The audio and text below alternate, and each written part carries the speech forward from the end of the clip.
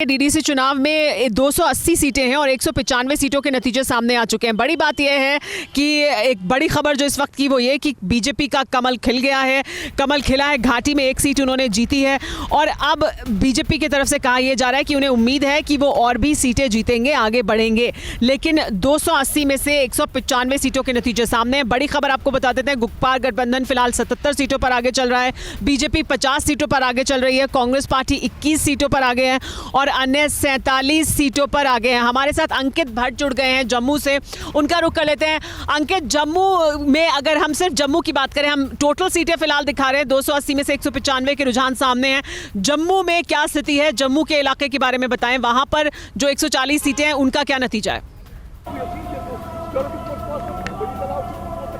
देखिए, अगर सुमायरा जम्मू की बात की जाए तो बीजेपी पहले दिन से कॉन्फिडेंस थी कि क्लीन स्वीप होगा जम्मू में, और जिस तरीके से रुझान निकल कर आ रहे हैं वो साफ संकेत दे रहे हैं कि बीजेपी जो है वो लार्जेस्ट पार्टी बनने जा रही है, खास तौर पे जम्मू डिवीजन में। तमाम स्टार कैंपेनर बीजेपी ने लगाए थे।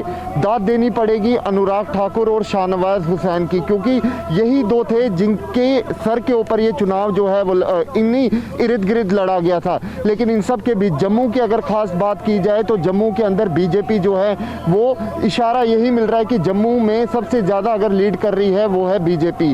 वहीं कश्मीर घाटी की अगर बात की जाए, पहला खाता बीजेपी ने खोल दिया है और अदर्स यानी कि जो अन्य दल है, इंडिपेंडेंट कैंडिडेट जो कश्मीर घाटी के अंदर है, कई इंडिपेंडेंट कैंडिडेट्स को बीजेपी ने सपोर्ट किया है। इशारा आप समझ लीजिए कि बीजेपी जो है आने वाले टाइम में, कुछ टाइम तो हमें इंतज़ार करना पड़ेगा, लेकिन आने वाले टाइम में बीजेपी जो है शायद ये हो सकता है कि बीजेपी डीडीसी इलेक्शन में कश्मीर घाटी के अंदर भी कमल खिला ले।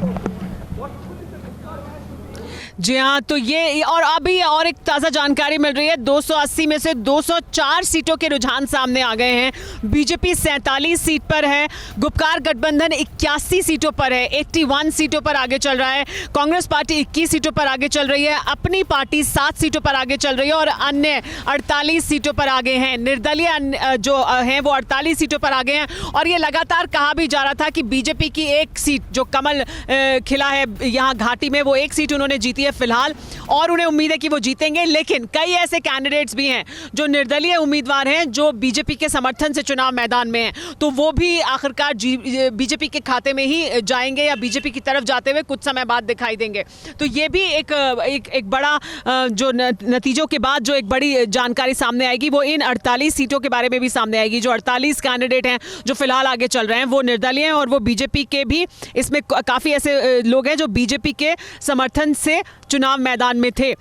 परवाह देश की, सोमवार से शुक्रवार रात 10 बजे TV9 भारतवर्ष पर।